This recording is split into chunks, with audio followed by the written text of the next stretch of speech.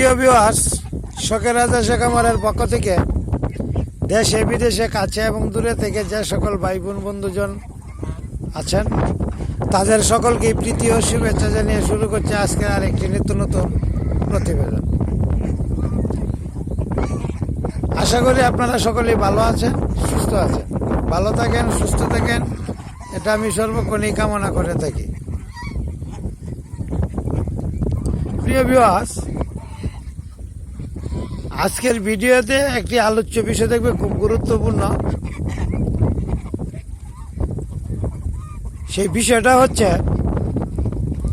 যদি আগাম ডিমে আনতে চান কি করণীয় বা কি করবেন। আগাম ডিমে আনার জন্য কোন হাঁসটাকে আনা যাবে আর কোন হাঁসটা আনা যাবে না, এই বিষয়টা নিয়ে আজকে আলোচ্য বিষয় থাকবে। যাই হোক প্রিয় ভিউয়ার্স, হাঁসের ধরন হচ্ছে তিনটা। একটা ধরন হচ্ছে 3 বছরের বা 4 বছরের পুরানা হাঁস যদি থাকে, এইটা একটা কোয়ালিটি। আর একটা কোয়ালিটি 2 বছরের হাঁস, গত বছর ডিম দিছে, এই বছর ডিম দিবে। এই ধরনের হাঁস থাকলে তাদেরকে আগাম ডিমে আনা যায়। আর একটা হচ্ছে এই বছরের বাচ্চা হাঁস। বাচ্চা হাঁসটাকে কোনো অবস্থাতেই কখনোই আগাম আপনি আনতে পারবেন না, কারণ তার একটা নির্দিষ্ট বয়স আছে। এই বয়স পরিপক্ক বা পরিপূর্ণ না হলে হাঁসটাকে আগাম ডিমে আনা যাবে না। তো যাই হোক, পুরান হাঁস যেটা 3 বছর 4 বছরের হাঁস যেটা বা 2 বছরের যেটা, এই হাঁসটাকে 3 বছরের হাঁস যদি থাকে, এই হাঁসটা আপনার খাবার যদি প্রচুর পরিমাণে দেন, পরিমাপ মতো যদি ইসেল খাওয়ান, ভিটামিন থায়ামিনটা দিতে পারেন, বা জিঙ্ক দিতে পারেন, লিভার টনিক দিতে পারেন, কৃমির ঔষধ দিতে পারেন, সময় মতো যদি এই কাজগুলি করতে পারেন, তাহলে ডিমটা আগাম আসবে, আগাম ডিম দিবে এই হাঁসটা। গত বছর ডিম দিছে আর এই বছর ডিম দিবে, এই হাঁসটা 2 বছরের হাঁস যেটা, এইটা যদি হয়, এইটাকেও আপনি একটু আগাম আনতে পারবেন, 15 থেকে 20 দিন আগাম আনতে পারবেন। আর নতুন যে হাঁসটা আছে, এই হাঁসটাকে যদি আপনি আগাম আনতে চান, তাহলে আগাম আনতে গেলে আপনার একটা পরিপক্ক বয়স আছে। পরিপক্ক বয়সটা কীরকম? মনে করেন যেদিন বাচ্চাটা ফুটবে ওই দিন থেকে হিসাব করে 8 মাসের মধ্যে আপনি ডিমে আনতে পারবেন। 8 মাস। আর 8 মাসের পূর্বে ডিমে আনা ঠিক না, আর আনলে হাঁসটার দুর্বল হয়ে যেতে পারে। 8 মাসের পর, অর্থাৎ 8.5 মাসের সময় থেকে আপনি ডিমে আনতে পারবেন, যদি একটু তত্ত্বাবধানে রাখেন, যত্ন করেন। আর যত্ন করার যে কৌশলগুলো, এইগুলো তো আমি বলে দিলাম। এই কৌশলগুলো পর্যাপ্ত পরিমাণে করবেন, সময় মতো করবেন, তাহলে দেখবেন আপনার ডিমে আইসা যাবে।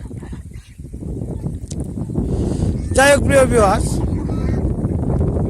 যদি আপনার নতুন হাঁসটাকে এর পূর্বেই ডিমে আনতে চান বা আনেন, হাঁসের শারীরিকভাবে দুর্বল হয়ে যাবে এবং এই হাঁসটা বেশি দিন ডিমে থাকবে না, সবসময় সে দুর্বল অবস্থায় থাকবে।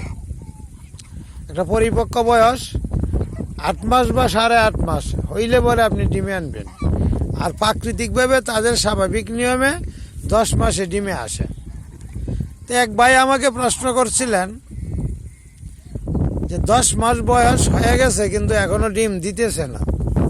তো আমি ওনাকে বললাম যে আপনি এই কার্যক্রমগুলি করেন, দেখবেন ডিমে আইসা যাবে। তো যাই হোক, এই বিষয়গুলির দিকে আপনাকে অবশ্যই লক্ষ্য রাখতে হবে। আর একটা বিষয় হচ্ছে, খাদ্য তালিকায় আপনি অবশ্যই খাদ্যটা পর্যাপ্ত পরিমাণে দিয়ে রাখবেন।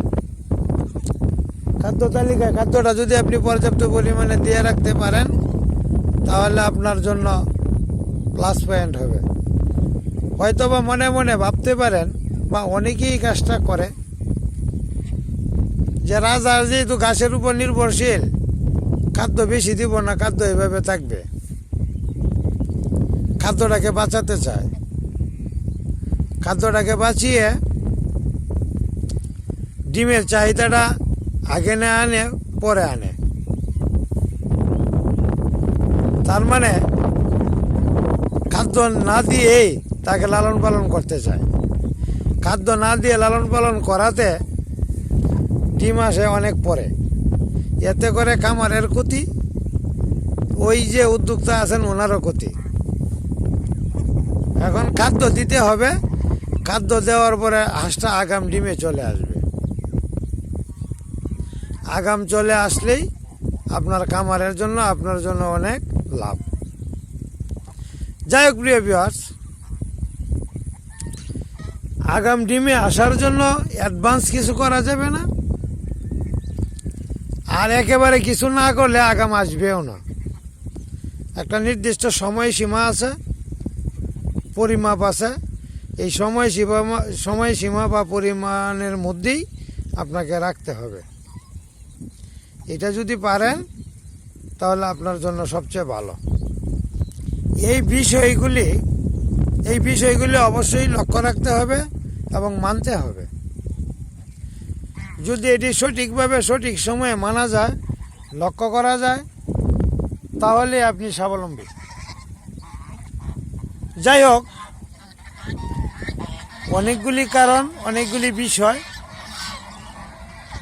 এটা আপনাকে লক্ষ্য রাখতে হবে। তবে কোনো জটিল বিষয় না, স্বাভাবিক বিষয়। যেহেতু স্বাভাবিক বিষয়, এ নিয়ে কোনো আর সমস্যা নেই। যাই হোক প্রিয় ভিউয়ার্স, যারা আমার চ্যানেলটি এখনও সাবস্ক্রাইব করেন নাই, যদি আপনাদের ভালো লাগে, আমাকে ভালোবাসেন, অবশ্যই একটা সাবস্ক্রাইব করবেন, একটা লাইক অথবা একটা কমেন্ট করবেন। আর আগামী কালকে একটা ভিডিও হবে অতি গুরুত্বপূর্ণ বাচ্চার উপর ভিত্তি করে। ভিডিওটা দেখার আমন্ত্রণ রইল। যাই হোক প্রিয় ভিউয়ার্স, সকালবেলা বেশি কথা বলবো না। সকলকেই প্রীতি ও শুভেচ্ছা জানিয়ে আবারও আজকের ভিডিওটি এখানেই শেষ করছি। ধন্যবাদ সবাইকে। ভালো থাকবেন, সুস্থ থাকবেন। আবারও কথা হবে পরবর্তী ভিডিওতে। আর আপনারা সকলেই আমার জন্য এবং আমার হাঁসগুলির জন্য দোয়া করবেন। ধন্যবাদ।